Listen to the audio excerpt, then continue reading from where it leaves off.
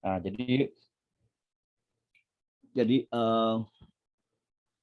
ada dua pendekatan yang sudah kita bahas di minggu lalu ya. Pendekatan pertama adalah yang disebut sebagai kajian kewarganegaraan atau citizenship studies, yang ini menitikberatkan perhatiannya kepada persoalan hak dan kewajiban warga negara, ya, yang bertalian dengan posisi dan status individu sebagai anggota komunitas politik bernama negara. Jadi kalau saya pernah menyinggung minggu lalu adalah pemilu itu, pilkada itu buat kita hak atau kewajiban, ya. Di era Orde Baru dulu ada orang mengatakan bahwa pemilu itu adalah kewajiban. Jadi kita wajib milih pemilu, wajib milih ini gitu ya. Nah, itu konsep kewarganegaraan. Ya, itu konsep kewarganegaraan. Kemudian yang berada dalam sebuah ruang bernama negara. Jadi kalau kita menyebutnya pemilu itu wajib, ya itu karena dia ada dalam sebuah ruang politik bernama negara. Ya. Yang kedua adalah selain itu, status warga negara lebih banyak diwarnai oleh kedudukan hukum yang berdampak kepada persoalan privilege sebagai anggota warga negara sebuah negara. Misalnya, kalau kalian memiliki KTP, ya, paspor, KTP, akta kelahiran, surat nikah nanti gitu ya. Itu adalah pendekatan dari kewarganegaraan, kajian kewarganegaraan. Karena apa? Karena dia lebih kepada hak dan hak dan kewajiban ya, seperti itu. Jadi posisinya di sana itunya, penjelasan mengenai kewarganegaraan di sana gitu. Kemudian sebentar.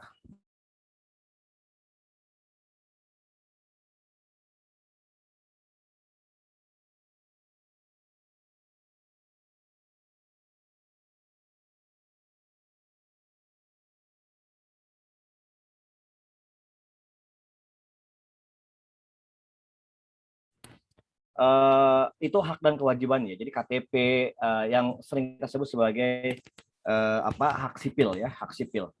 Jadi kalau kalian lahir punya akte kelahiran, kemudian sekolah, punya nanti 17 tahun punya KTP, kemudian kalian punya paspor, punya SIM, nah itu adalah hak dan kewajiban. Misalnya, kewajiban yang lain apa? Kalau itu kan hak ya, kalian punya hak dalam bentuk KTP atau hak sipil. Kalau kewajibannya apa misalnya?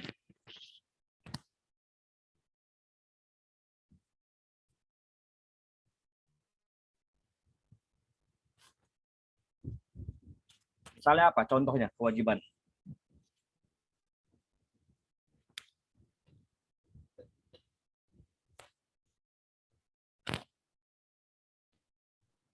Itu Pak, wajib menghormati hak asasi orang lain.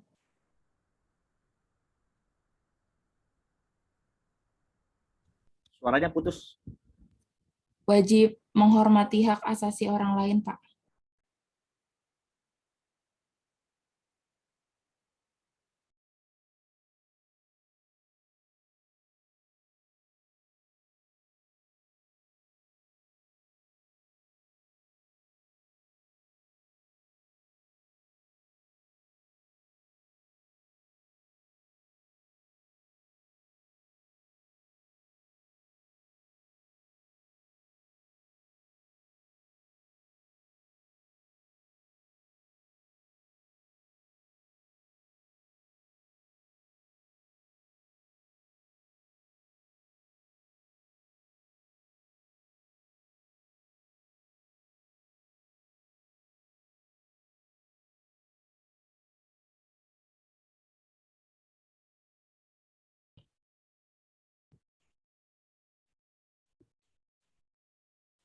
Coba Pak Rahmat nanya, Widya, kamu punya KTP nggak?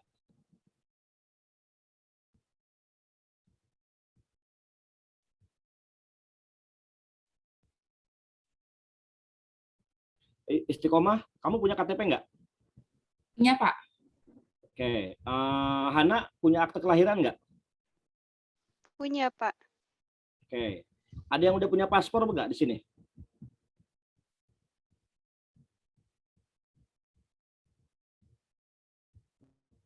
Atau orang tua kalian ada yang punya paspor nggak? Ada, Pak. Oke, Aurelia, Bapak Ibu punya paspor? Punya, Pak. Oke, kamu punya paspor nggak? Saya belum, Pak. Oke. Nah, menurut kalian KTP, akte kelahiran, paspor, atau orang tua kalian punya buku nikah nggak? Punya, Pak. Iya, Iya, Pak. Oke, Iya, Pak. pasti punya. Kalau nggak punya berarti pernikahannya pernikahan yang ilegal. Dan kalian anak yang ilegal. Ya. Nah, sekarang saya nanya, apakah KTP, akte kelahiran, buku nikah itu hak atau kewajiban? Hak, Pak. Pak. Itu apa? Hak atau kewajiban? Hak, Pak. Hak sebagai warga negara. Oke. Jadi hak sesuatu yang memang layak dimiliki oleh kalian. Nah, pertanyaan berikutnya, contoh dari kewajiban sebagai seorang warga negara apa kalau begitu?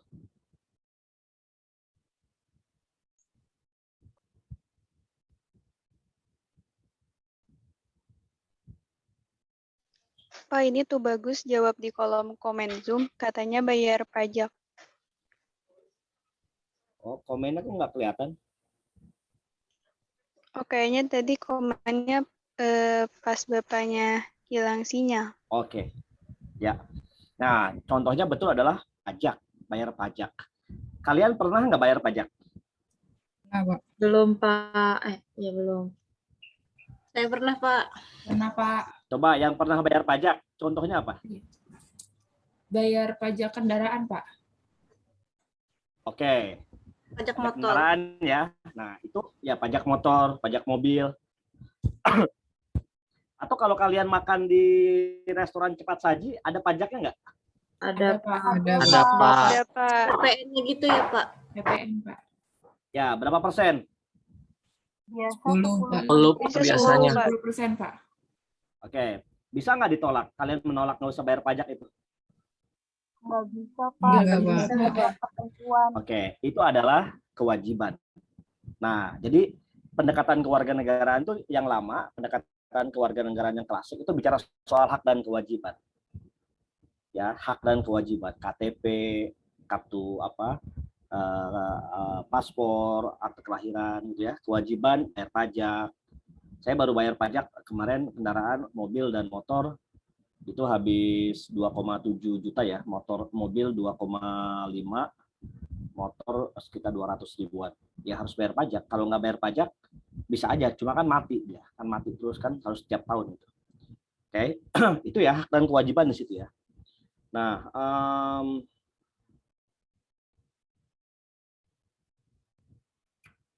status warga negara lebih banyak diwarnai oleh kedudukan hukum yang berdampak kepada persoalan privilege, keistimewaan ya, privilege itu sebagai anggota warga negara. Oke. Nah, kewarganegaraan itu memiliki banyak perspektif ya. Jadi perbedaan pengertian cenderung lekatkan kepada disiplin apa yang memberikan pendefinisiannya. Misalnya kalau yang sering kalian dengar hak dan kewajiban itu misalnya banyak dijelaskan oleh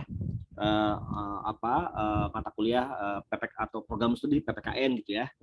Nah, tapi ini juga bisa dijelaskan dengan ikatan politik gitu ya, hak dan kewajiban dari status kewarganegaraan atau aspek hukum ya.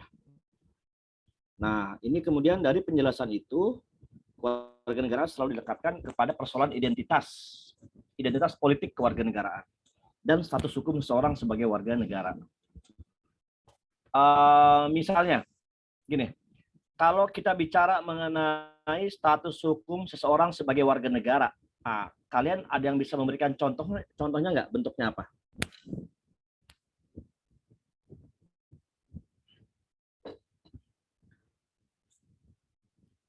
Yang terkait dengan status hukum seseorang sebagai warga negara. Itu contohnya apa?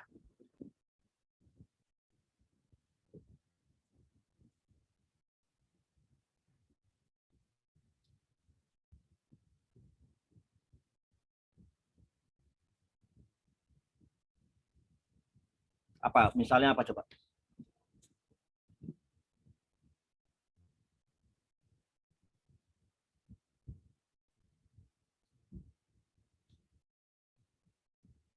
Kalau di negara kita, status kewarganegaraan ada berapa?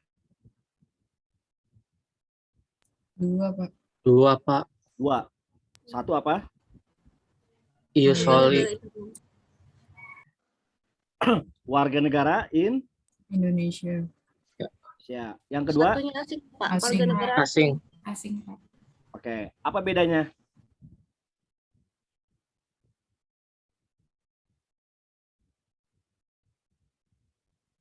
Apa perbedaannya WNA dengan WNI?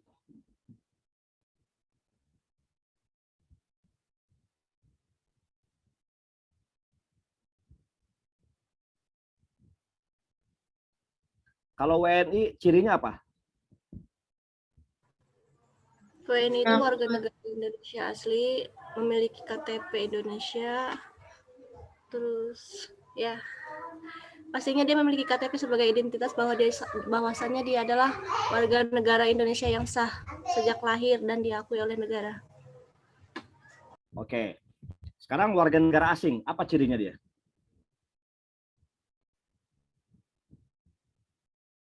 Pendatang, Pak. Pendatang. Terus apa lagi? Harus punya paspor nggak sih, Pak? Paspor. Oke. Terus apa lagi? Menetap sementara, Pak. Penetap sementara, betul. Terus apa lagi yang lain? Punya visa, Pak. Punya visa. Paspor aja nggak cukup, tapi harus dia punya visa. Apalagi yang lain? Ternyata ada KTP-nya, Pak. Kalau untuk warga negara Indonesia itu laku seumur hidup, sedangkan untuk WNI warga negara asing itu laku sementara, Pak. Bisa perpanjang. Oke. Betul, punya KTP sementara. Terus apa lagi yang lainnya? Yang paling membedakan apa di antara WNA dengan WNI? Selain tadi hak sipilnya ya. Apa tadi administrasi kependudukannya, KTP, paspor, visa gitu ya. Apalagi yang lain?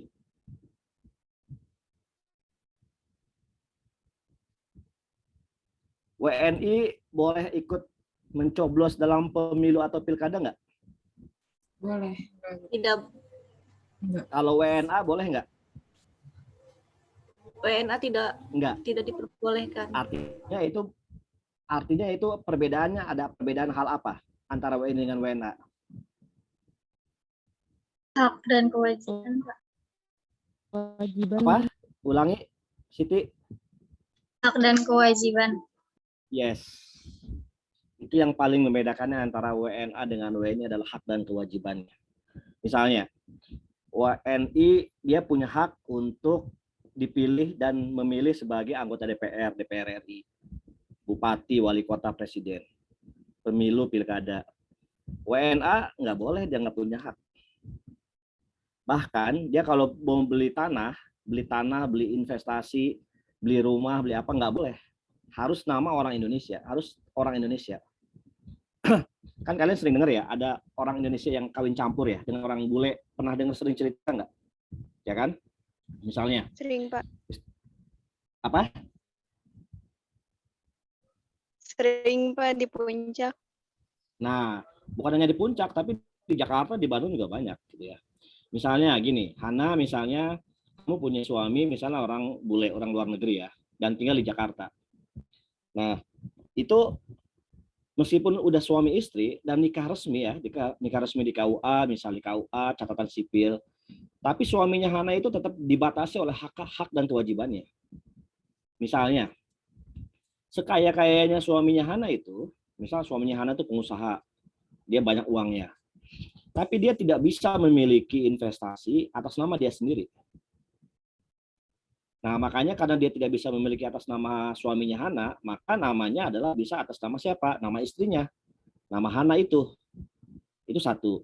Kedua, suami istri kan, Hana dengan ini kan suami istri. Pada saat pemilu, ya, Hana memilih, punya hak dan kewajiban. Tapi suaminya nggak bisa. Nah, itu nanti akan berimplikasi Hana ke bagian berikutnya kemana? Misalnya warisan. Atau kalau misalnya cerai, itu ada hak monogininya di pengadilan, apa gitu ya.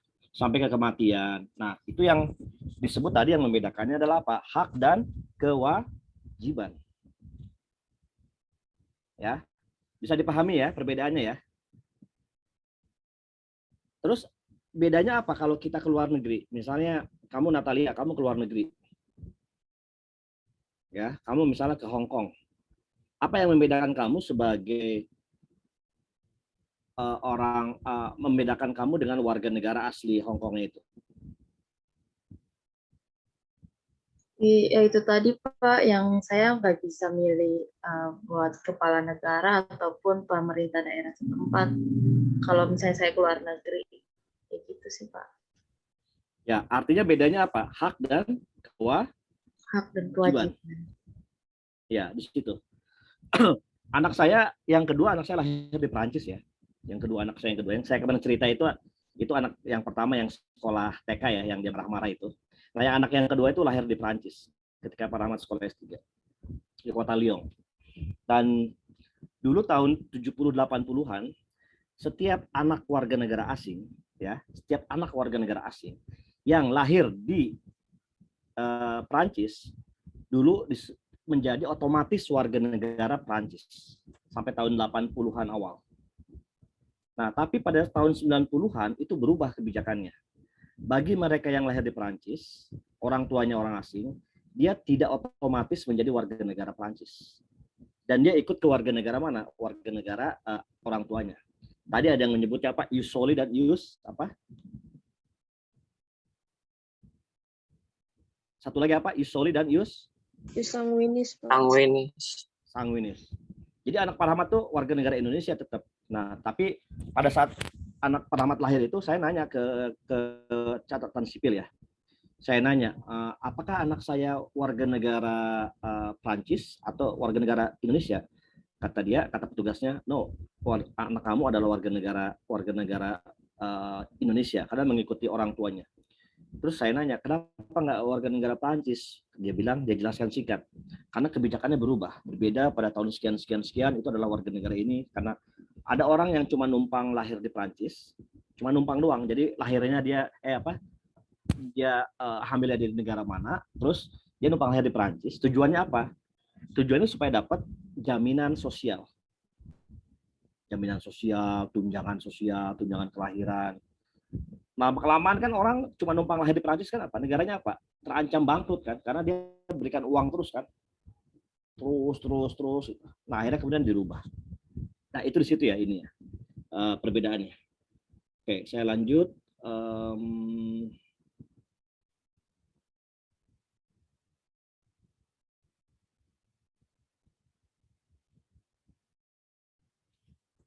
Saya lanjut ke Oke. Nah, ini Sheila bin Habib mengartikan kewarganegaraan di dunia modern sebagai ini. Membership ya. Membership yang itu dibatasi, yang itu ada dalam komunitas politik ya, yang itu terkait dengan nation state atau negara kebangsaan, kemudian multinational state atau Commonwealth structure.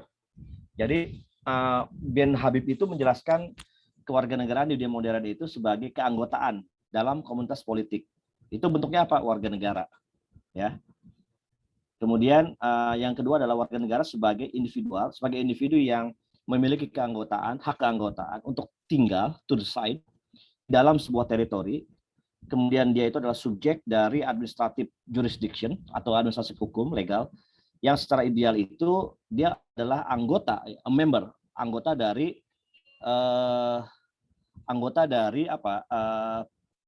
kedaulatan yang demokratis, yang kemudian secara hukum itu dikeluarkan dan diakui oleh administrasinya. Jadi kayak kita itu adalah jelas, kalau kalian punya KTP, punya itu udah jelas, itu adalah hak keanggotaan dari sebuah warga negara, ya, seperti itu. Oke, saya izin ke belakang sebentar ya, 5 menit ya, nanti saya balik lagi. Warga negara asing, kita ini adalah warga negara. Ada ikatan politik, ya, komunitas politik, kemudian democratic sovereign, ikut pemilu, terlibat, protes, demonstrasi, itu hak setiap warga negara. Ya. Oke. Nah, ini sekarang kita yang kedua, pendekatan kedua. Jadi kalau pendekatan pertama, pendekatan kewarganegaraan klasik itu atau pendekatan kajian kewarganegaraan itu adalah pendekatan yang hanya berdasarkan berdasarkan hak dan kewajiban ya. Nah, sekarang pendekatan sosiologi kewarganegaraan itu berbeda. Meskipun sebenarnya bukan hal yang baru ya. Nah, misalnya itu dijelaskan oleh Thomas Humphrey Marshall, seorang sosiolog Inggris yang dikenal sebagai perintis dalam kajian kewarganegaraan dengan analisa sosiologis. Apa cirinya? Nah, cirinya adalah dalam suatu ceramah pada tahun 1949, jadi Thomas Marshall memberikan inspirasi kepada sosiolog dan ilmuwan sosial generasi berikutnya. Marshall menyampaikan perkembangan hak-hak kewarganegaraan dalam 3 periode, mulai abad ke-19 hingga abad ke-20. Ada 3 periode dalam abad 9 ya, abad 9 sampai ke abad 20. Nah, hak-hak kewarganegaraan tersebut meliputi hak sipil, hak politik, dan hak sosial. Nah, kalau hak sipil ya, kalau hak sipil itu adalah hak yang tadi yang kalian sebutkan, KTP, akte kelahiran, buku nikah, paspor, itu hak sipil namanya. Ya, hak sipil. Hak sipil itu adalah hak yang bersifat melekat kependudukan, hak kependudukan. Ya, makanya kalau boleh saya sarankan kalian ya, ini kalian kan rata-rata sekarang umurnya 19 tahunan ya, betul ya? Apa 20? 20, Pak. 20 tahun ya. Nah, kalau boleh sarankan begini. Karena kalian udah 20 tahunan, punya KTP, akte kelahiran, itu kalian coba di antara kalian itu bikin paspor. Kan orang mikir misalnya, Pak, buat apa paspor? Emang mau keluar negeri? Nah, sekarang dibalik. Apakah orang yang punya paspor harus keluar negeri? Enggak juga. Karena apa? Paspor berlakunya apa? 5 tahun. Dan harganya sekarang biayanya murah, 300.000, 400.000. Bisa bikin sendiri gitu ya. Dulu orang bikin pakai calo, Pak, harganya 1.700.000. Sekarang kalian bikin sendiri, datang ke kantor imigrasi, itu bikin paspor, itu bisa gitu ya. Pak, kalau nggak dipakai rugi dong, Pak. Loh, kalau kalian udah punya paspor, siapa tahu kalian tiba-tiba dapat undian gitu kan, undian dari sampo yang kalian pakai, dapat hadiah umroh, dapat hadiah ke Bangkok, ke Malaysia, undian biskuit atau biskuat misalnya gitu kan. Kalau udah ada paspornya, Pak, tinggal kalian berangkat aja, ya nggak? 5 tahun. Coba kalian cek di Google internet, itu biaya paspor berapa? Taruhlah kalau misalnya biaya paspor 500.000 bikinnya. Berarti kalau masa berlaku paspor 5 tahun, itu anggap aja kalian setahun jajan 100.000. Setahun 100.000. Dibagi setahun berapa hari? 365 hari. Hitung sendiri kalian berapa. Dibandingkan kalian belanja online, beli baju, beli aksesoris kalian, cewek-cewek gitu. Tapi kalau kalian bikin paspor, itu siapa tahu ada dalam waktu 2 tahun, 3 tahun kemudian kalian ada undangan pertukaran mahasiswa ke luar negeri, dapat beasiswa, itu udah siap, udah ready. Jadi nggak apa-apa. Kalian jangan berpikir bahwa, Pak, saya belum ada rencana ke luar negeri. Justru mungkin dengan cara kalian punya paspor lebih dahulu, itu mungkin jalannya Tuhan itu memberikan kesempatan kepada kalian untuk bisa pergi ke luar negeri. Pengen nggak kalian pergi ke luar negeri, terbang ke luar negeri? Pengen nggak? Pengen sekali kan? Ada udah pernah terbang ke luar negeri nggak? Kelas kalian ini, di antara yang ikut kuliah ini? Belum ada. Aurel udah pernah terbang ke luar negeri? Belum, Pak. Belum. Yang lain belum juga? Nah, coba Belum, Pak. ikhtiarnya, usahanya bikin paspor dulu. Mudah-mudahan itu ada kesempatan kalian, ada rezeki kalian, bisa terbang ke luar negeri. Jalannya mau gimana, apakah beasiswa, apakah umroh, apakah dapat hadiah undian, itu lain lagi ceritanya. Yang penting langkahnya nggak dari nol, tapi langkahnya satu. Langkah satu apa? Bikin paspor. Mau nggak kalian seperti itu? Yuk coba habis pandemi selesai, kalian punya uang tabungan, bikin paspor. Nanti kalau udah ada paspor 5 tahun, mungkin sampai kalian lulus nanti paspor masih berlaku. Mungkin keluar negeri nanti udah lulus, tapi kalau udah lulus nanti keluar negeri kalian boleh kontak Pak Rahmat, Pak, saya akhirnya terbang keluar negeri Pak, pakai paspor yang dulu Pak Rahmat sarankan gitu. Coba. Ya, usaha namanya juga kan. Usaha, tugas manusia berusaha. Soal terbang keluar negeri kapan jadi apa enggak itu urusan Tuhan, ya. Oke. Itu yang disebut dengan hak sipil. Kemudian hak politik. Nah, hak politik apa? Hak politik itu adalah hak untuk dipilih dan untuk memilih. Misalnya sekarang lagi rame-rame adalah para anggota DPR yang kena kasus politik, kasus korupsi ditahan oleh KPK, itu hak politiknya dicabut. Nah, kalian coba cek di internet nanti. Siapa aja contoh bahwa seseorang itu hak politik dicabut. Nah, hak sosial. Hak sosial ada yang tahu nggak contohnya apa?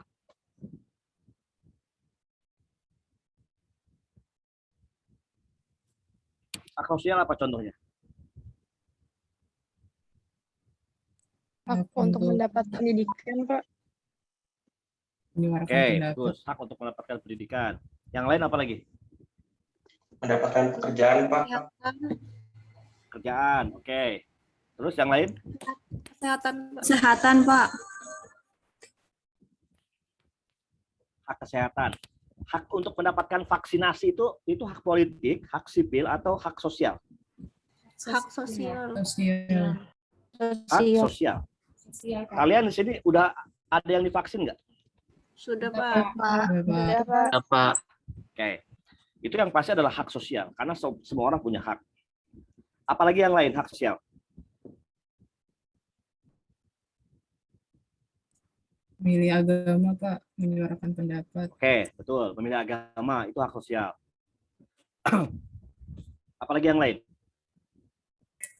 Hak pendapat, Pak. Apa, Salwa? Maksudnya hak berpendidikan, Pak. Ya, tadi udah hak berpendidikan. Yang lain apa lagi? Hak hidup layak, Pak. Hak hidup layak. Oke, betul. Terus yang lain apa lagi? Bansos, Pak. Apa? Bansos, dana bansos, bantuan sosial. Ya, itu termasuk tadi hak untuk hidup layak ya, mendapatkan kehidupan yang layak. Oke. Terus yang lain apa lagi? Hak untuk hidup dan mempertahankan kehidupan. Ya, itu tadi terkait dengan hak kehidupan ya, hak layak hidup ya. Nah, misalnya kalian pernah mendengar nggak kelompok-kelompok yang rentan, kelompok-kelompok yang terpinggirkan? Misalnya apa? Transpuan, Pak. Trans perempuan, transgender, LGBT, itu adalah hak sosial mereka itu. Kenapa mereka itu perlu memperjuangkan hak sosial? Karena mereka warga negara juga, Pak, punya KTP juga. Nah, karena mereka warga negara juga. Ya, itu yang disebut dengan hak sosial ya. Nah, Pak Rahmat selama ini penelitiannya adalah di kelompok warga adat Sunda Wiwitan. Warga adat Sunda Wiwitan itu adalah kelompok yang terpinggirkan juga karena mereka itu mengalami peminggiran hak kependudukan atau hak sipil tadi dan juga hak sosialnya.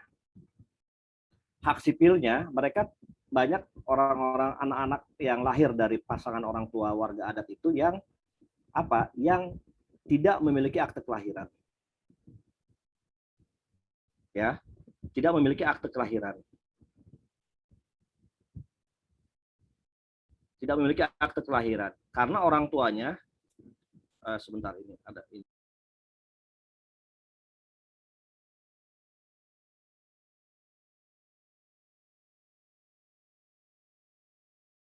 Mereka itu tidak dapat pelajaran agama karena di sekolah mereka belum ada pelajaran agama penghayat kepercayaan dan mereka akhirnya ikut apa? Ikut agama Islam, ikut Kristen, ikut Katolik dan itu seringkali dipaksakan. Itu contoh ya, contoh bahwa hak sosial itu bermasalah. Ya,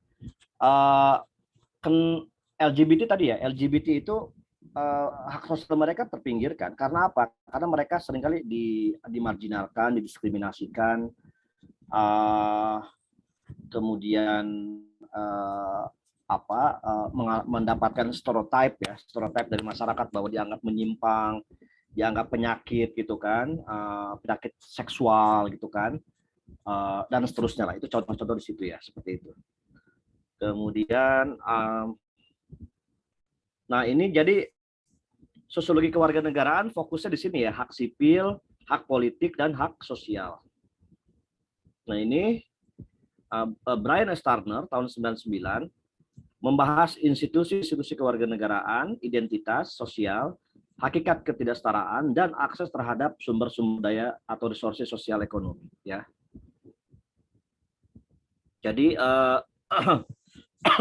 perbedaannya sosiologi kewarganegaraan dia bicara mengenai identitas sosial apa tadi, LGBT, transgender gitu ya, kelompok-kelompok adat gitu ya. Nah itu sosiologi kewarganegaraan. Dia bicara ketimpangan, dia bicara akses sumber daya sosial ekonomi. Tapi kalau kajian kewarganegaraan itu berbeda. Dia tidak berbicara mengenai ketimpangan, tidak bicara soal identitas, dia tidak bicara soal sumber daya gitu ya.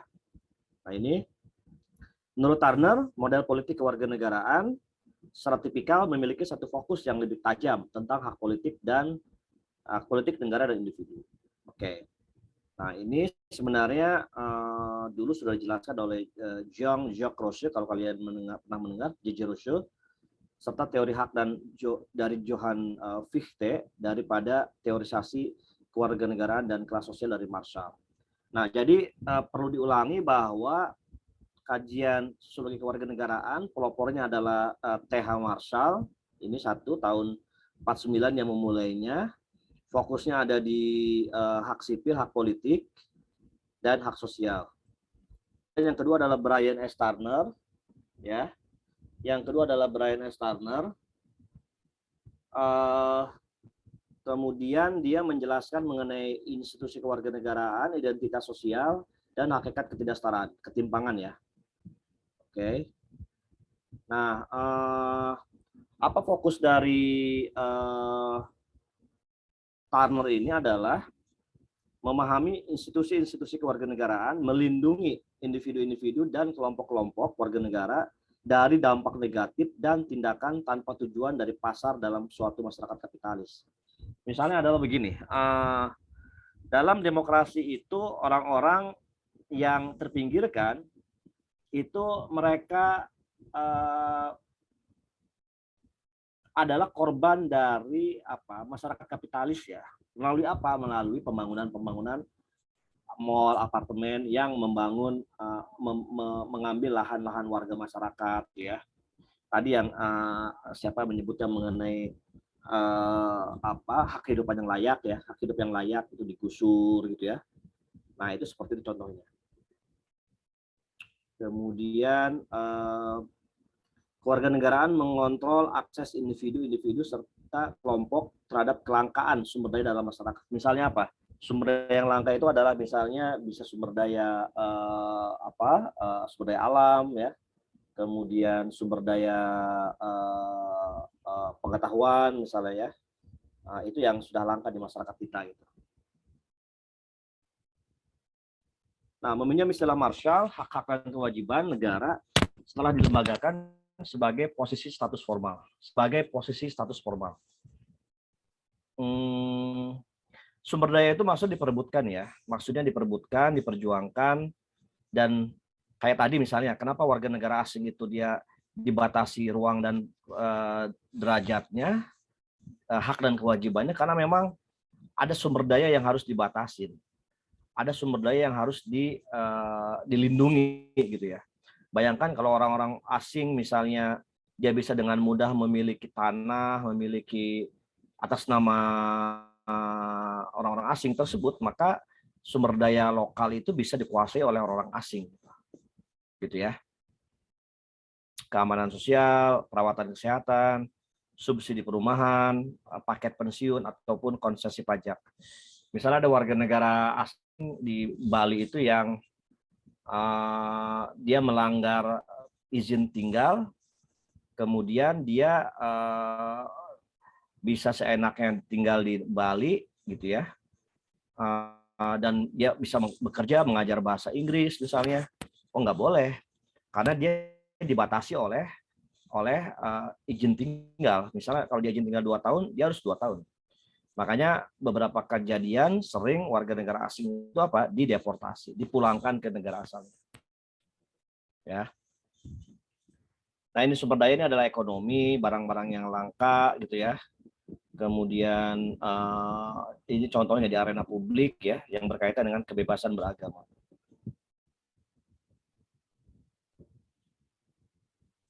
Kemudian sumber-sumber daya ini termasuk tidak hanya sumber daya ekonomi tradisional seperti perumahan, kesehatan, penghasilan, dan pekerjaan, tapi juga sebagai sumber daya kultural ya, sumber daya kultural. Nah, jadi ini penjelasannya adalah kalau di sosiologi kewarganegaraan itu lebih ini ya, lebih kompleks, isunya lebih kompleks gitu. Kalau kajian kewarganegaraan itu dia lebih ke hak dan kewajiban, tapi kalau dari kajian sosiologi kewarganegaraan itu isunya lebih beragam ya, lebih beragam. Oke, ini tadi hak politik, hak sosial, dan hak sipil ya. Nah, ini pendekatan dari Marshall telah diperluas dan diperdalam oleh pendekatan-pendekatan yang menekankan fleksibilitas keanggotaan sosial, pembatasan kewarganegaraan, semata-mata sebagai hak, dan dengan perspektif yang membentuk identitas dan perbedaan. Nah, apa yang menjadi isu penting juga adalah isu mengenai hak asasi manusia. Jadi kalau di kajian kewarganegaraan yang klasik itu tidak ada isu hak asasi manusia, tapi kalau di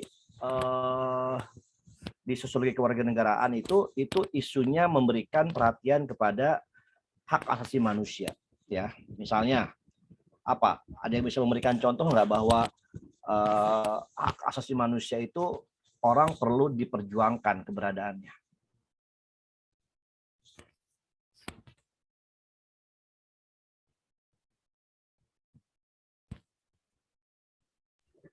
Penghilangan paksa. Misalnya kenapa orang ya penghilangan paksa isunya karena hak asasi apa? Andiko. Hak asasi karena dia bersuara lantang dalam politik. Ya. Oke. Hak apa yang dilanggar oleh dia? Yang dilanggar adalah hak untuk bersuara. Sosial. Hak untuk bersuara dan apa? Hak yang paling mendasar apa? Hak untuk hidup kan? Hidup, ya. Hak untuk hidup itu yang paling mendasar itu dia. Misalnya begini ya. Kalian tahu ini nggak? Tahu hukuman mati nggak? Tahu, Pak. Tahu, Pak. Pernah dengar nggak hukuman mati? Pernah. Iya, Pak. Pak. Menurut kalian isu yang berkembang mengenai hukuman mati itu bagaimana menurut kalian? Ada yang bisa memberikan tanggapan komentarnya nggak? Hukuman mati itu? Kan biasanya hukuman mati itu kebanyakan untuk para gembong narkoba gitu ya, Pak. Nah, menurut saya ketika dia kan secara nggak langsung juga ngebunuh orang nggak sih, Pak? Soalnya kan dia kayak menyebarkan narkoba ke para generasi-generasi yang harusnya bisa menjadi alat untuk maksudnya kayak generasi di masa yang akan datang untuk memajukan negaranya mereka, tetapi gara-gara narkoba nggak bisa dong, Pak. Jadinya menurut saya kalau misalnya mereka mati ya itu untuk ngebayar orang generasi tadi yang udah putus gitu, Pak. Jadi menurut saya nggak apa-apa kalau misalnya untuk narkoba ataupun hal-hal yang berat lainnya. Kalau menurut saya sih ya, Pak, meskipun itu mungkin melanggar hak untuk hidup gitu, tapi kan dia juga udah kayak ngebunuh orang secara nggak langsung. Kayak gitu sih, Pak. Oke. Yang lain gimana? Ada tanggapan yang lain?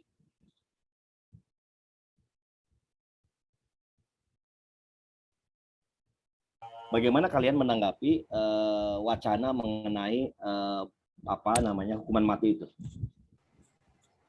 Saya coba kasih sedikit ya Pak. Ya, Widya. Biasanya hukuman mati ini kan diperuntukkan untuk orang-orang dengan kasus kelas berat ya. Dan ketika dia divonis untuk hukuman mati, biasanya telah ditentukan dia akan mati jam sekian, tanggal sekian, hari sekian. Dan menurut saya hukuman mati itu merupakan salah satu pelanggaran hak asasi manusia dan hak untuk memperbaiki kehidupannya, Pak. Karena sejatinya hak untuk memperbaiki kehidupan dan hak asasi manusia itu sudah diatur dalam undang-undang di negara kita, Pak. Oke, makasih Widya. Yang lain?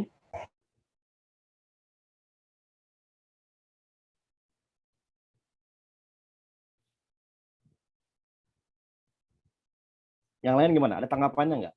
Bagaimana pemikiran kalian mengenai hukuman mati itu?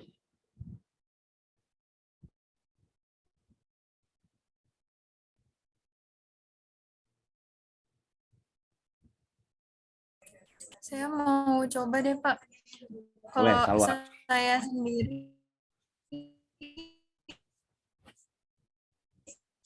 Putus suaranya, Salwa, nge-lag. kalau saya pribadi, saya setuju. Putus-putus ya, Pak? Ya, coba nggak usah pakai ini, kameranya Ya. off dulu biar suaranya kedengeran. Iya, Pak. Bentar. Ini masih putus-putus nggak, Pak? Lebih lumayan, lebih bagus. Oke. Ya, Pak, kalau saya sih setuju sama Natalia ya, Pak. Soalnya karena pada dasarnya itu setiap kita melakukan apapun tuh pasti ada konsekuensinya ya, Pak. Dari yang Bapak kasih kasusnya itu, kan dia udah jelas tuh sama yang Natalia jabarin juga, dia secara nggak langsung udah memutus mata rantai generasi gitu kan, Pak. Ya, itu setimpal sama apa yang dia udah lakuin sih, Pak. Jadi ya atas perbuatan gitu Pak. Ya, oke, makasih, Sawa. Apakah ada yang lain yang ingin memberikan tanggapannya? Saya mau, Pak. Siapa ini? Aurel, Pak. Aurel, oke. Tadi kan kita throwback sedikit kali ya sama kewajiban dan hak dari warga negara itu sendiri. Kewajiban kita kan salah satunya adalah taat hukum ya, di mana hukum yang berlaku di Indonesia itu ya hukum yang memang sudah jelas gitu aturannya. Kalau ada perbuatan yang seperti ini, apa ganjarannya, sanksi hukum itu ditegakkan mutlak gitu, tegas. Nah seharusnya bisa sih Pak kalau untuk kasus-kasus seperti itu tuh dilihat hukumnya seperti apa gitu. Kalau memang dia melakukan tindakan yang dalam kategori levelnya sudah berat, menurut saya hukum yang berlaku pun itu memang sudah kita sepakati bersama gitu, bahwa hukum yang berlaku memang seperti itu. Kalau memang sanksinya harus dihukum mati, ya harus diterima karena itu adalah satu kewajiban kita sebagai warga negara. Gitu sih, Pak. Oke, ya. Jadi gini, hukuman mati itu adalah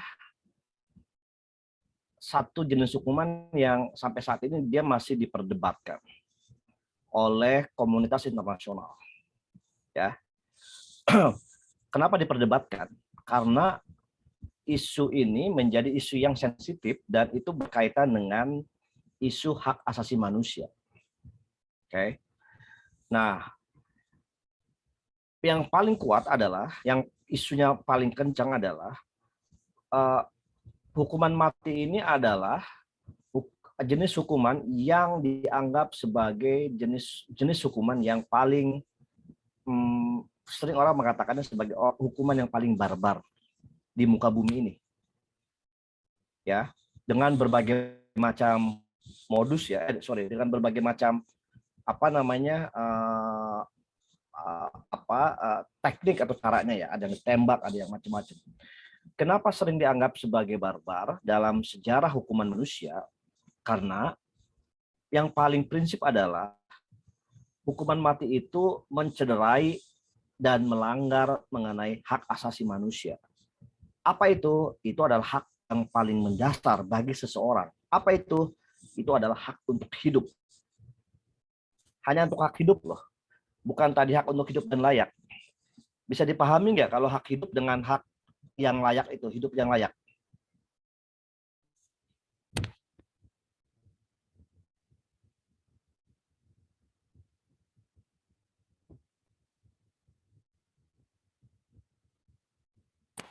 Bisa dipahami nggak? Bisa, Pak. Perbedaan antara hak hidup, gini ya. Satu perbedaan hak hidup, yang kedua adalah dengan hak hidup yang layak. Apa perbedaannya?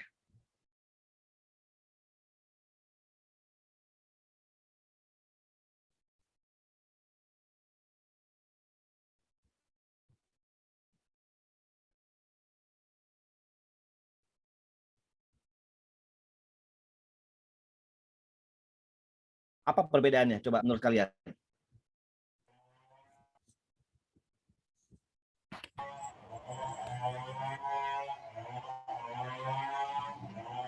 Kalau hak hidup adalah hak hanya untuk mempertahankan hidup dan kehidupannya. Kalau hak hidup dengan layak adalah hak ketika dia hidup dan memiliki kelayakan untuk hidup, seperti hak untuk mendapatkan perumahan yang layak, hak untuk sebagainya, Pak, dengan kehidupan yang layak. Menurut kamu, Widya, mana yang paling prinsipil bagi hak seseorang, hak manusia? Hak untuk hidup terlebih dahulu, Pak. Ya, hak untuk hidup terlebih dahulu itu yang paling prinsip dalam sejarah peradaban manusia. Itulah yang kemudian itu diserang, dikritik terhadap jenis hukuman mati itu. Karena apa? Dengan hukuman mati itu sudah mematikan kehidupan dia. Gitu ya. Nah, pertanyaannya, apakah bisa digantikan hukuman mati itu? Ya, dengan hukuman yang lain? Bisa saja. Justru jenis hukuman yang lain itu bisa untuk menggantikan hukuman mati itu. Hukuman dia seumur hidup, hukuman dia yang paling berat sekalipun sebenarnya. Karena apa? Hukuman itu kan ya punishment. Punishment itu kan menghukum. Misal kayak begini. Kayak misalnya logikanya ya, misalnya kalian ikut kuliah saya, ikut kuliah Pak Rahmat ada sekitar berapa orang? 29 orang. Misalnya 29 orang ya yang ikut kuliah saya ya, Situ Humayro ya, betul ya? Istiqomah.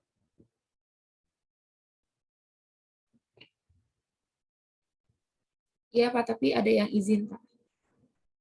Oke, misalnya satu orang siapa ini? Misalnya kamu Fahrizal, Muhammad Fahrizal.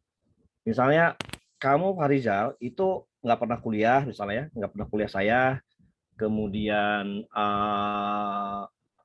tugas nggak ngerjain, kemudian taruhlah pada saat akhir semester nilai kamu Fahrizal E misalnya.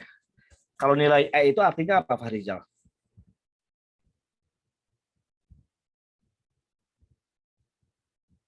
Nilai itu sebagai hasil akhir karena saya tidak melaksanakan kewajibannya, Pak. Kewajiban Ya, untuk lulus atau ikut enggak? perkuliahan. Enggak, Pak, enggak lulus. Enggak lulus, oke. Nah, menurut kamu kalau nilai E dengan tadi syarat begitu, itu layak atau tidak?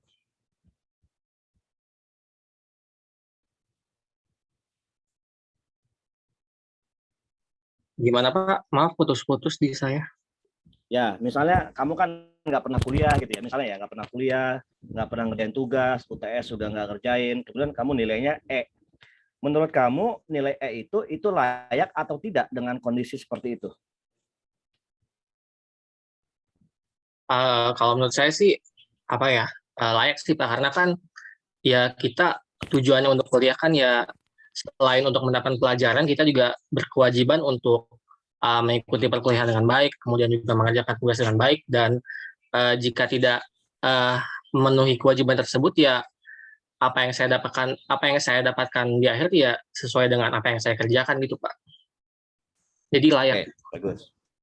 Nah, kemudian tiba-tiba pada saat kan kamu nggak lulus kuliah saya, tiba-tiba kamu berikutnya itu kamu dinyatakan DO.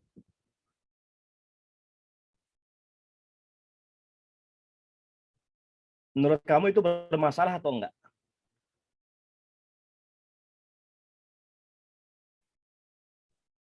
Kalau soal DO sih sebenarnya tergantung dari apa ya?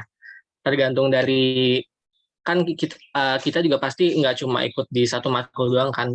Kayak mungkin kalau soal DO lebih dipertimbangkan lagi sih apakah di matkul lain itu bermasalah juga atau enggak, atau di matkul misal di matkul satu ini doang.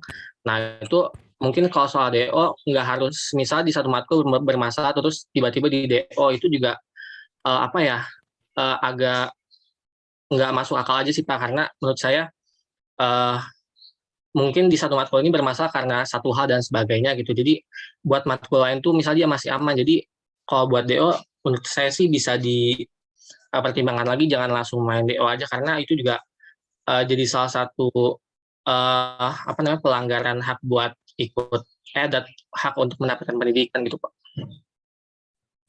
Persis. Setuju. Itu yang kamu sampaikan tadi. Karena kalau dikatakan kamu DO tanpa ada alasan yang jelas, itu sama saja dengan apa? Melanggar hak kamu untuk apa? Hak untuk mendapatkan pendidikan. Nah, apa logikanya? Logikanya adalah ketika kamu nilainya E dari saya, itu kan hukuman, ya. Hukuman kan? Ya enggak? Punishment. Ya. Tapi kalau misalnya siapa? Misalnya Dinda atau Mutia, kamu rajin kuliah saya, rajin dengerin, tugasnya bagus, ngumpulin. Kamu dapat nilai A dari Pak Rahmat. Itu hukuman atau bukan?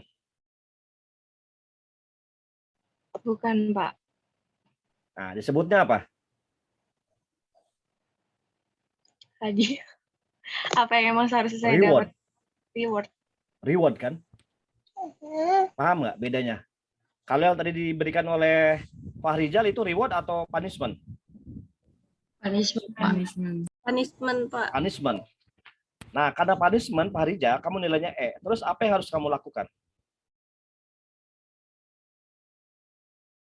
Biasanya sih mengulang di semester selanjutnya Pak, atau di tahun depannya. Oke, tahun depan dia bisa ngulang. Artinya apa? Hukuman itu ada prosesnya. Tidak tiba-tiba kemudian karena Fahrizal nggak lulus kuliah saya, tiba-tiba kemudian jebret divonis DO. Kalau DO itu apa? Itu haknya dia udah mati.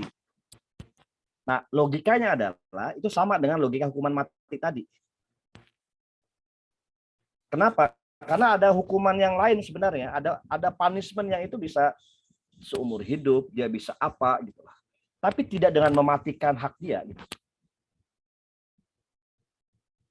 Ya, tidak dengan mematikan hak dia gitu. Jadi itu yang menjadi penting di situ, bahwa Anda boleh nggak setuju, tapi setiap orang, coba kalian pengen punya hak hidup atau enggak?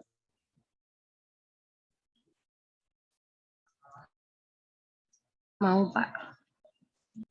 Kalian pernah dengar nggak cerita-cerita ini yang saya agak memilukan ya? Yang apa tuh namanya? Yang anak-anak yang tidak, bayi-bayi yang tidak berdosa, yang dibuang di pinggir jalan, pakai karung, pakai apa gitu ya, dari hasil hubungan gelap, pacaran yang hubungan sebelum nikah gitu. Itu pernah dengar cerita gitu nggak? Pernah baca berita, nonton TV nggak? Pernah, Pak. Pernah, Pak. Pernah. Salah nggak bayi itu? Enggak. Enggak, Pak. Yang salah siapa? Orang tuanya, Pak. Tuanya. Orang tuanya. Ya, si bayi itu punya hak apa sebenarnya? Untuk hidup. Untuk hidup. Untuk hidup kan?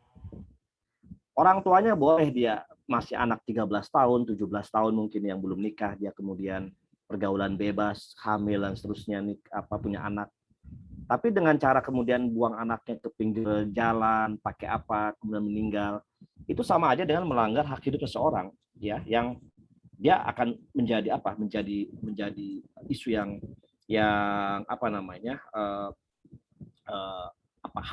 hak untuk itu. Nah, itu maksud saya adalah di situ poinnya ya, itu yang paling mendasar ya, hak hidup di situ sebenarnya. Dulu ada hukuman mati namanya suntik mati. Pernah dengar nggak? Euthanasia. Tahun-tahun zaman-zaman Yunani kuno dulu itu ada suntik mati tuh. Ya. Nah, itu menjadi isu yang menjadi problematik di situ ya, ini ya. Hukuman mati itu. Dan itu saya kira menarik contohnya ya. Oke, saya lanjutkan ya. Nah, ini saya kira nanti bisa dibaca dari sejarah Yunani kuno di Prancis ya. Revolusi Prancis, kemudian apa namanya,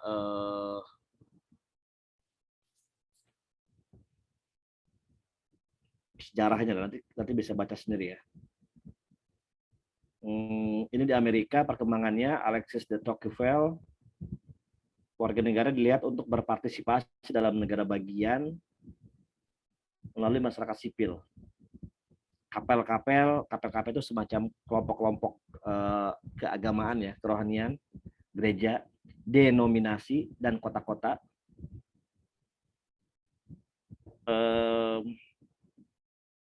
Di Jerman ini juga berlangsung ya di era Otto von Bismarck. Nah, jadi Marshall ini adalah tokoh utama perintis kajian sosiologi di sini, sosiologi kewarganegaraan. Jadi fokusnya adalah ke ini, ke hak sipil, hak politik, dan hak sosial. Nah, hak sipil ini yang menjadi isu yang ini ya, yang apa namanya, isu yang penting ya, isu yang penting sekali di sini. Common law, habeas corpus, semacam apa ya, prinsip-prinsip kebebasan ya, kebebasan atau kewarganegaraan, sistem yurisdiksi itulah hukum ya. Jadi sosiologi kewarganegaraan fokus di tiga ini, hak sipil, hak politik, dan hak sosial. Isunya apa? Soal identitas, kelompok yang terpinggirkan ya. Nah, oke, saya kira itu misalnya sebentar ya, saya coba ini dulu contohnya gini.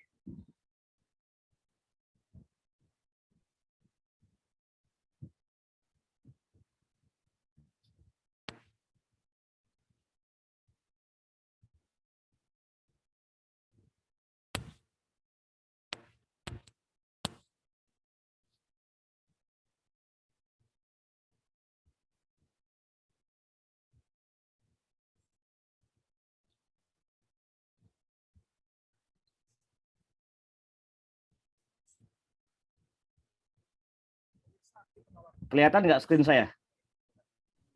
Kelihatan. Kelihatan, Pak. Suaranya ada nggak? Ini suaranya nggak ada, Pak. Nggak ada, Pak. Di share sound juga. Ada suaranya, Pak. Aksi penolakan ini pun sudah terjadi sejak tahun 2010. Suaranya ada nggak? Ada kecil, Pak. Kecil Ada, banget, Pak. Pak. Masuk suaranya. Penolakan pendirian pabrik semen PT Semen Indonesia di wilayah Pegunungan Kendeng, Jawa Tengah masih berlanjut. Para petani yang tinggal di wilayah Pegunungan Kendeng kini kembali melakukan aksi mengecor kaki di depan Istana Negara Jakarta. Para petani asal Pati dan Rembang ini masih mengajukan tuntutan yang sama kepada pemerintah, yaitu penghentian pembangunan pabrik semen di wilayah Pegunungan Kendeng. Penolakan tersebut bukanlah tanpa alasan. Warga yang tinggal di sekitar Pegunungan Kendeng ini mayoritas berprofesi sebagai petani. Mereka juga memanfaatkan mata air yang berasal dari Pegunungan Kendeng tidak hanya untuk pertanian saja, tetapi juga untuk kebutuhan hidup lainnya. Pada tahun 2010 lalu, ketika proses sosialisasi dilakukan, para petani Kendeng ini telah secara tegas menolak pembangunan pabrik semen. Sayangnya penolakan para petani ini tidak diindahkan dan proses pembangunan pun terus berlanjut. PT Semen Indonesia mulai membangun pabrik semen di sekitar Pegunungan Kendeng pada bulan Juli tahun 2014 dengan nilai investasi mencapai 5 triliun rupiah. Di sisi Gunung Kendeng yang lain, sebuah pabrik semen lainnya juga akan dibangun dengan nilai investasi mencapai 7 triliun rupiah. Jalur hukum juga telah ditempuh oleh para petani Kendeng ini, di mana pada akhir tahun 2016, Mahkamah Agung mengabulkan kasasi para petani Kendeng, sehingga pada Januari tahun 2017 lalu, Gubernur Jawa Tengah Ganjar Pranowo mencabut izin lingkungan pabrik semen Indonesia. Namun kemudian Ganjar mengeluarkan izin baru untuk PT Semen Indonesia sebulan berikutnya. kami konsisten bahwa tidak akan kami bongkar kotak cor ini sebelum kami bisa mengadu langsung kepada Pak Jokowi. Ya, untuk sementara yang kami tahu ini warga bukan hanya Jawa Tengah semakin tergerak apa yang dilakukan dulur-dulur Pegunungan Kendeng, karena sudah pada tahu bahwa aksi yang dilakukan ini bukan untuk warga Kendeng semata ya, jadi untuk kepentingan Jawa Tengah, karena semua pada tahu dengan overnya produksi semen, warga Jawa Tengah meminta untuk Jawa Tengah ini untuk apa ya, membuat keseimbangan Jawa harusnya menjadi lumbung pangan, tidak harus dijadikan tempat tambang, karena Jawa Tengah juga sudah ada pabrik semen di 2 tempat kan, di Aji Barang dan di Cilacap. Jadi ya butuh semen ya, tapi kalau diekspor ke luar negeri kan orang-orang yang mengekspor ini ya untuk kepentingan pribadi kan. Para petani kendeng ini berharap Presiden Joko Widodo dapat mendengarkan tuntutan mereka dan menghentikan pembangunan pabrik semen di wilayah Pegunungan Kendeng karena akan menghabiskan lahan untuk eksplorasi hingga 180 hektar, serta menggusur sekitar 400 kepala keluarga. Selain itu, kajian lingkungan hidup strategis serta analisis mengenai dampak lingkungan atau AMDAL yang telah dibuat sebelumnya juga dianggap tidak sesuai dengan yang ada di lapangan. Tim Liputan MNC Media memberitakan.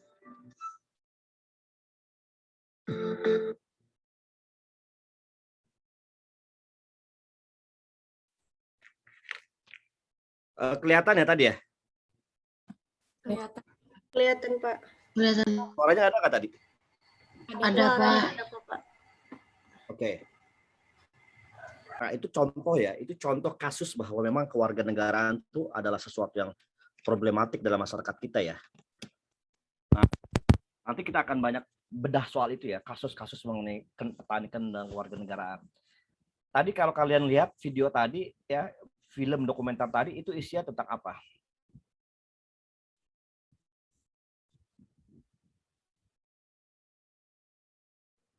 Tentang penolakan pembangunan pabrik semen yang dinilai merusak lingkungan, Pak. Makanya warga sekitarnya itu banyak yang menolak.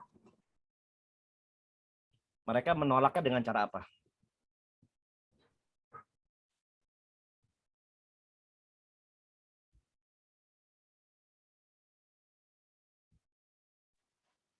Mengecor kaki, Pak. Mengecor kaki, pakai apa? Semen. Semennya semen siapa?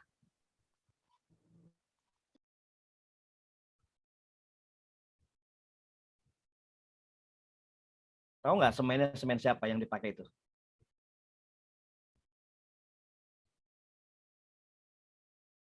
Coba kira-kira aja menurut kalian.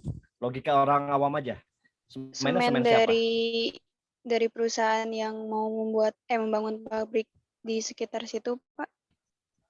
Ya, benar. Terus tadi kelihatan nggak paling banyaknya pelaku yang di semen itu siapa? Petaninya, Pak. Ya, petaninya siapa yang paling banyak spesifiknya? Laki-laki. Coba, selain laki-laki siapa yang paling banyak tadi? Petani kendeng. Pak, lansia. Petani perempuan.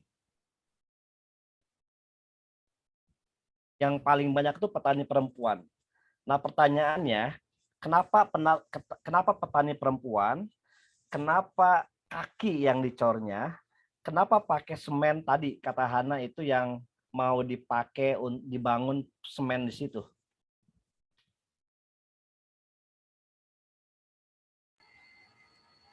Saya mau coba jawab yang kaki, kenapa kaki yang dicor ya Pak menggunakan semen itu. Itu dianalogikan bahwasannya ketika kaki yang dicor menggunakan semen itu, ketika pabrik semen itu berdiri, maka perekonomian dan segala macam sosial masyarakat di situ akan menjadi lumpuh.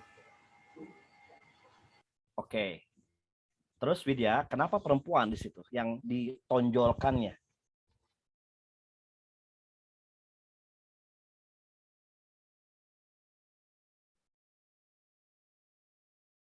Laki-laki ada, tapi lebih sedikit dibandingkan dengan perempuan. Kenapa dengan perempuan?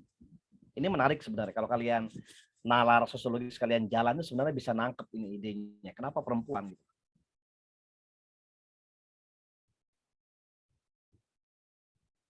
Dan itu ada kaitannya dengan pembangunan semen pasti itu ya. Perempuan, semen, lingkungan. Tadi yang kaki itu benar kata Widya, lumpuh. Kalau udah dicor itu kan kakinya, kalau kaki udah dicor berarti ngapain Widya? Nggak bisa ngapa-ngapain kan? Iya, Pak. Nggak bisa bergerak. Dan itu dialami oleh perempuan. Pertanyaannya, kenapa dengan perempuan gitu Widya?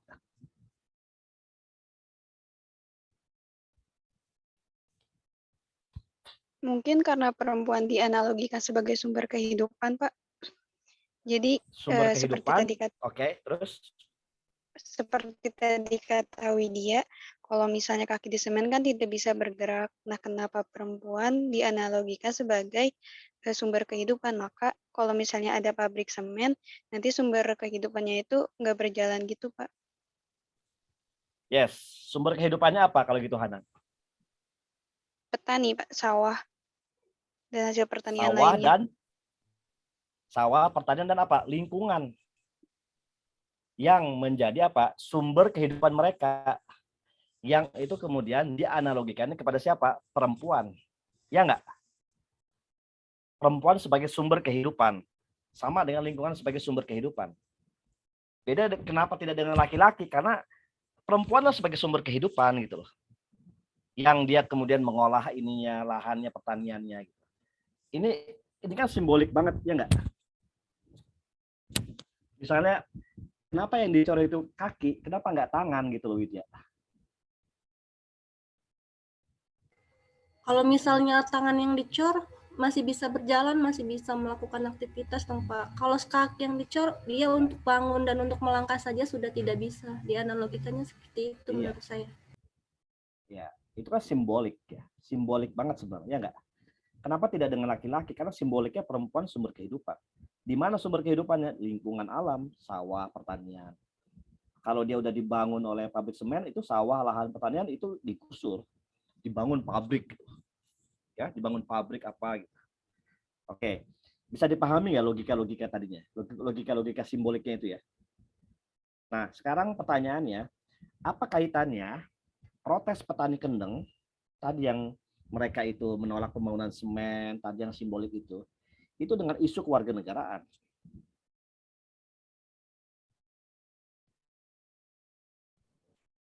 Bisa masuk ke hak untuk mendapatkan hidup yang layak nggak sih, Pak? Oke, terus apa lagi? Kalau tadi menggunakan penjelasannya Marshall, ya, di bagian yang saya jelaskan tadi, itu bagaimana penjelasan analisanya?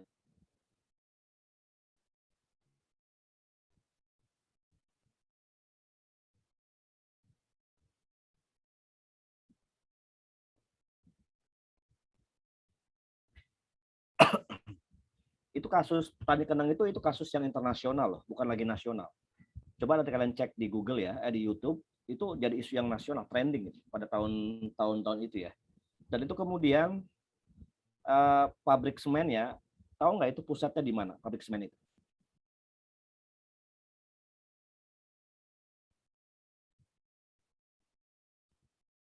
Ada yang tahu nggak? Pabrik semennya Mungkin di luar negeri.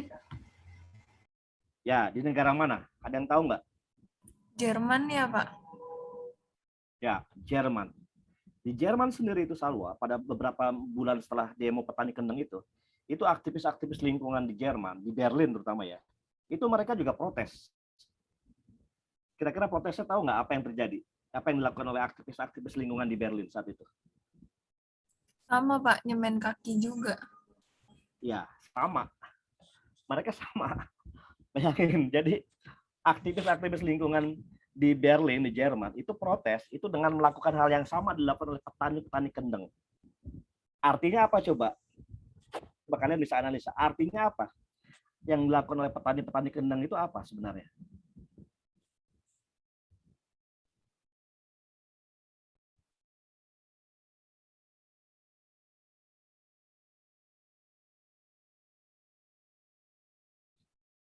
Artinya apa sebenarnya? Secara secara substansial aksi protes mereka itu memiliki arti apa, memiliki makna apa sebenarnya?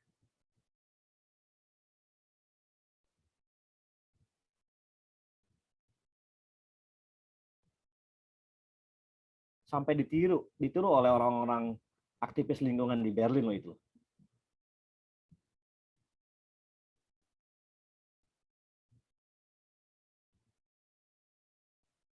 Menjadi apa? Memiliki apa sebenarnya? Satu di Kendeng. Kendeng itu daerah mana coba? Ada yang tahu nggak? Petani daerah Kendeng itu.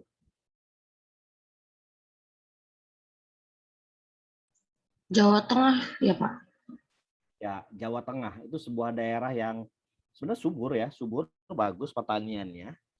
Tapi ya akan dibangun oleh pabrik ya. Pabrik itu semen, kalau udah dibangun pabrik semen kan dia menjadi industri gitu ya. Coba mereka berani protes begitu, itu artinya apa sebenarnya mereka itu? Orang-orang petani Kendeng itu. Mereka udah sadar Pak akan hak dan kewajibannya.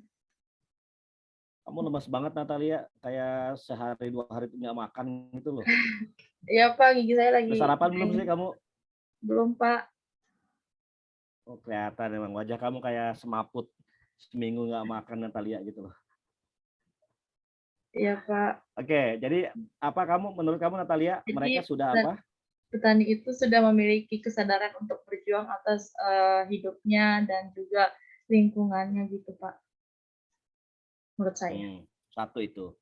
Yang kedua, mereka juga secara gerakan itu mereka cerdas ya. Melakukan pilihannya itu dengan cara cor kaki. Itu luar biasa menurut saya. Dan belum pernah ada gerakan petani lain di Indonesia yang melakukan simbolik gerakannya dengan cara cor kaki. Belum pernah ada itu. Bayangin, kalian nih, kalau kalian, terutama yang cewek-cewek ini, kalau kalian dicor kakinya, kira-kira apa yang kalian rasakan? Dibayangin oleh kalian.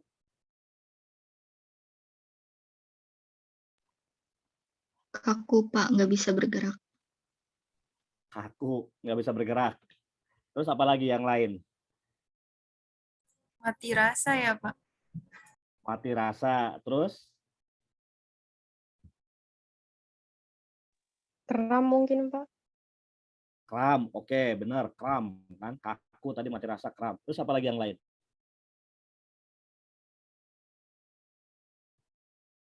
Tidak memiliki kebebasan lagi, Pak. Benar banget, nggak bisa memiliki kebebasan lagi. Coba kalau kalian mau ke belakang, mau ke kamar mandi, itu gimana?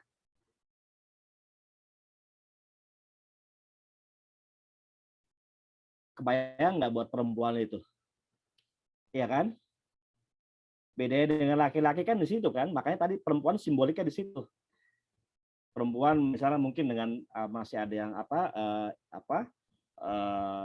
bulan tamu bulanannya apanya gimana, tapi yang laki-laki enggak, itu kan sesuatu yang menyiksa banget buat perempuan di situ sebenarnya kan. Makanya dianggap sebagai tadi sumber kehidupan. Nah, itu yang kemudian gerakan itu diinspirasi, diadopsi oleh siapa? Oleh aktivis-aktivis lingkungan di Berlin. Karena itu idenya ide yang bagus sebenarnya. Kalau demo biasa, oke. Demo biasa, protes. Pernah dengar mogok makan nggak? Pernah, Pak. Orang-orang yang protes tapi dengan cara mogok makan. Pernah nggak? Pernah, Pak. Pernah, Pak. Pernah. Berapa hari mereka nggak mogok makannya?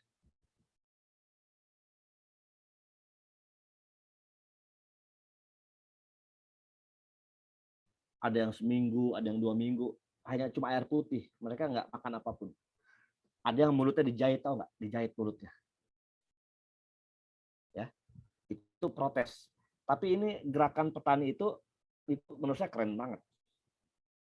Ya, mereka cor kaki itu keren banget. Dan itu kemudian diikuti oleh gerakan petani aktivis lingkungan di Berlin. Nah, kembali ke pertanyaan saya tadi, bagaimana kaitannya dengan isu kewarganegaraan? Itu karena satu, dia tercerabut dari akar sosialnya. Apa akar sosialnya? Adalah mereka orang-orang pertanian yang punya lahan, punya perkebunan, punya pertanian gitu ya. Dan pada saat mereka di tanah mereka, lahan mereka, lingkungan mereka akan dibangun pabrik semen, itu akan hilang. Nah, itu sudah mencerabut, mencederai, dan tercerabut dari akar sosialnya. Itu satu. Yang kedua, mereka tercerabut dari akar budayanya. Kira-kira menurut kalian, tercerabut dari akar budaya seperti apa sebenarnya mereka itu?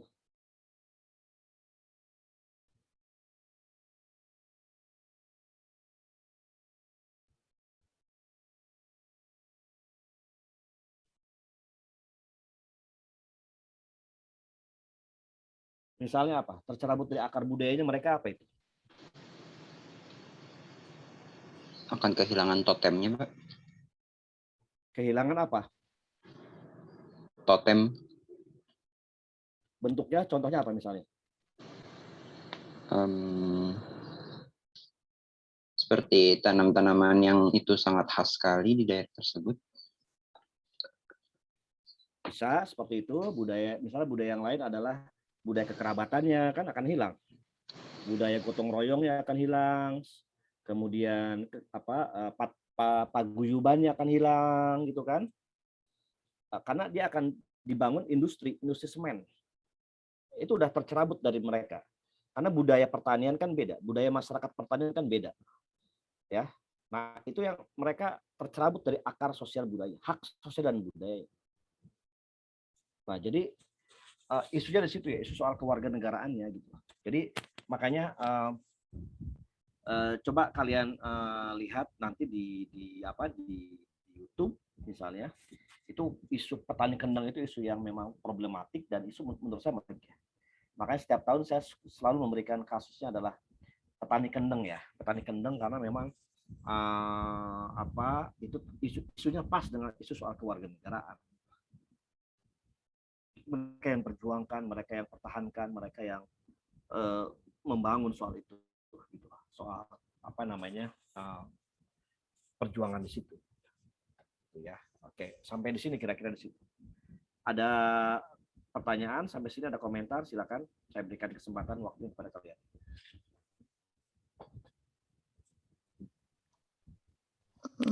Pak, saya ingin bertanya, Pak. Boleh, Rufiani. Iya, jadi saya ingin bertanya mengenai problematik dari hukuman mati tadi, Pak. Memang kan hukuman mati itu sangat problematik ya, Pak.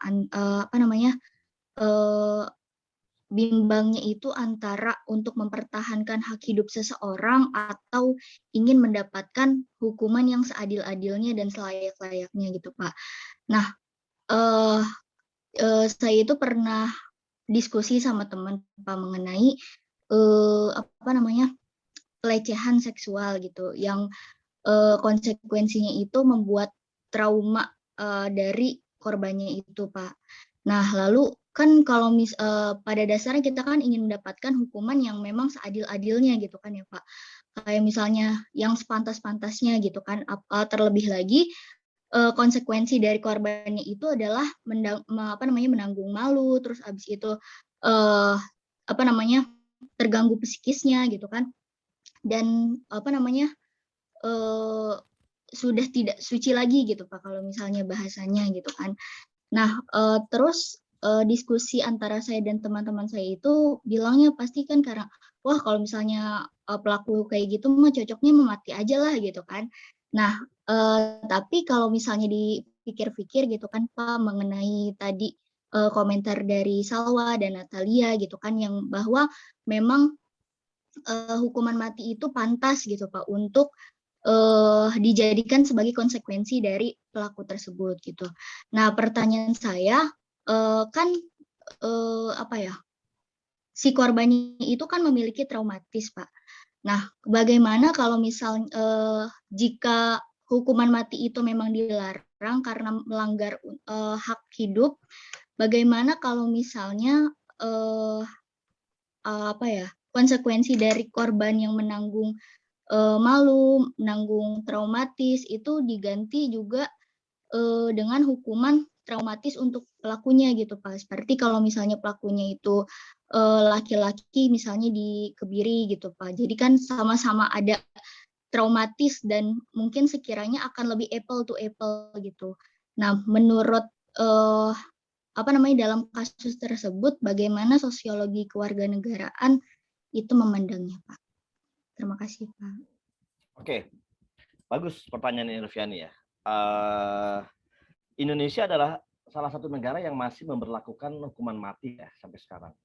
Dan itu dikecam, Indonesia dikecam oleh aktivis-aktivis demokrasi, pro-demokrasi di dunia ya. Karena dianggap melanggar hak asasi hak hidup seseorang gitu ya. Ada beberapa negara lain yang sudah mencabut hukuman mati itu, dan itu dianggap artinya ketika sebuah negara mencabut hukuman mati itu sebenarnya ada kesadaran bahwa memang negara itu dia tidak berhak mencabut hak hidup seseorang gitu loh. Siapa yang boleh mencabut hak hidup seseorang itu? Yaitu Tuhan. Jadi Anda bisa bayangkan negara saja dia punya kesadaran religius gitu loh, bahwa karena apa? Karena negara itu prinsipnya adalah itu harus melindungi rakyatnya. Harus melindungi rakyatnya, bukan sebaliknya. Gitu ya. Jadi kalau di Perancis ya, kalau di Perancis itu saya ingat betul. Perancis itu negara sekuler loh. Negara sekuler, sosialis yang itu simbol agama itu dilarang. Jadi kalau kalian bekerja ya, kalau mahasiswa boleh, tapi kalau kalian bekerja di supermarket, di restoran, di mana itu nggak boleh pakai hijab atau simbol-simbol agama yang lain, Kristen, Katolik itu nggak boleh, karena mereka negara yang sekuler. Tapi prinsip mereka apa? Meskipun mereka negara sekuler, mereka melindungi seluruh warga negaranya. Dan prinsipnya adalah tidak boleh ada satu warga negara pun yang mati sia-sia di ruang publik. Misalnya ada warga negara yang kalau kita di Jakarta ya misalnya atau di Indonesia itu ada di jalan ada lubang ya, tahu nggak lubang jalan ya? Orang misalnya Hana kamu lagi naik motor pulang ke kampus malam hujan, habis hujan licin, kamu pakai kacamata nggak kelihatan karena kacamatanya kena air embun, kemudian kamu kena lubangnya agak dalam, terperosok, terus misalnya jatuh dan misalnya taruhlah misalnya kecelakaan nggak bisa terselamatkan, meninggal misalnya gitu ya, itu negara bertanggung jawab loh. Bukan disalahinnya ke orang ya, kamu sih nggak hati-hati Hana, harusnya kalau ini hujan gini. Di Indonesia dibiarin sampai orang meninggal dulu baru dibetulin. Tapi kalau di Perancis itu prinsipnya adalah tidak ada satu orang pun yang mati sia-sia, mati konyol di ruang publik atau di jalanan.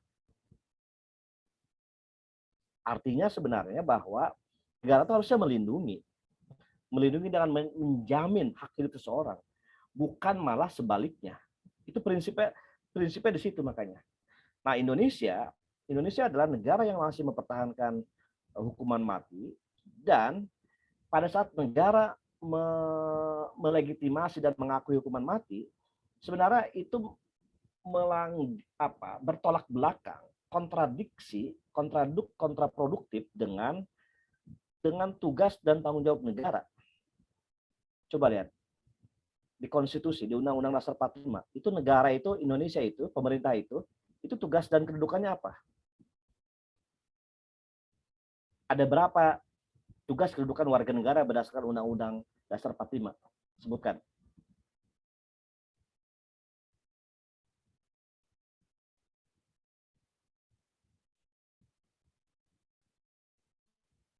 Satu, coba.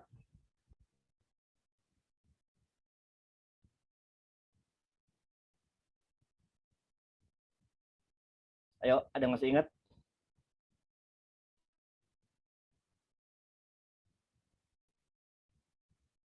Itu dijelaskan dalam Undang-Undang Dasar 45. Ayo, ada yang masih ingat apa? Satu?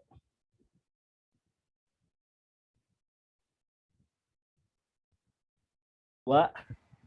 Tiga? Empat? Setiap orang wajib menghormati hak asasi orang lain. Coba lihat di Undang-Undang Dasar 45 itu. Kewajiban kan, Pak? Ya, negara tuh kewajibannya apa? Coba.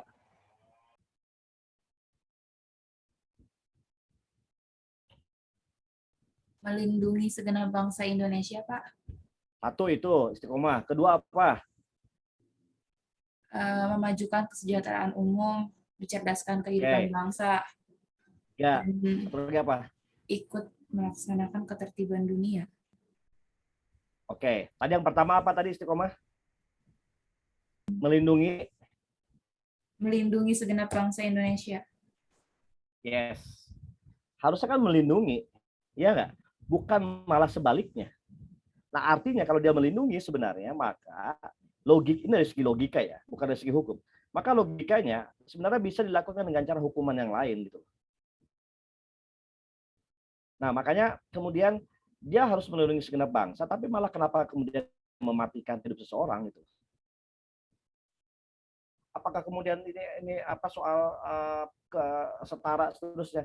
Iya, itu bisa dipahami. Itu kan adalah persoalan kepekaan. Tapi ini persoalan yang prinsipnya adalah prinsip di melindungi itu.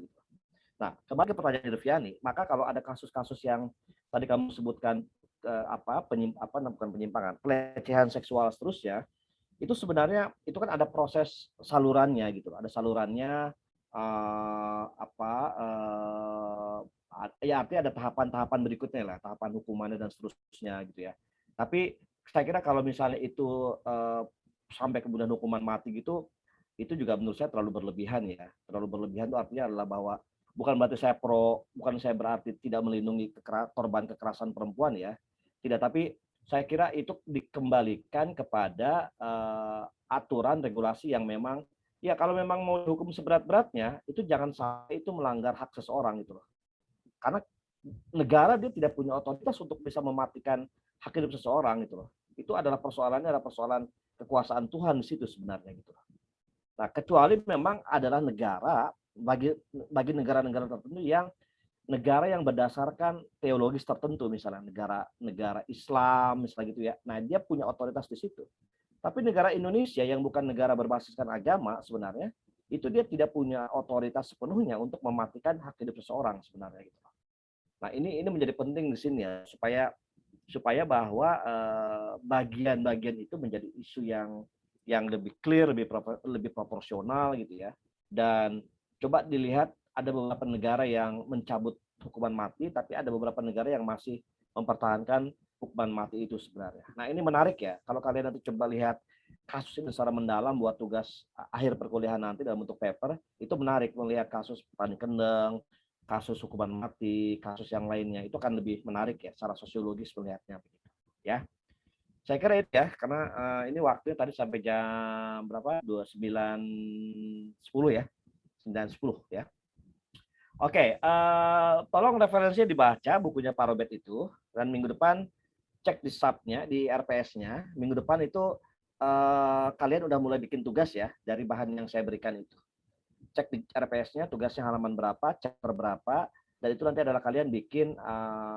Saya nggak banyak-banyak, cuma bikin skema peta konsepnya dari bahan itu, slide-nya dalam bentuk PowerPoint ya, dalam bentuk PowerPoint. Nanti kita akan diskusikan dari tugas-tugas yang kalian kerjakan itu ya, dan kita lakukan mulai minggu depan. Oke. Terima kasih semuanya. Selamat pagi. Assalamualaikum warahmatullahi wabarakatuh. Selamat pagi. Waalaikumsalam warahmatullahi wabarakatuh. Terima kasih Pak. Terima kasih Pak. Ya, potong titik aja itu yang praktek.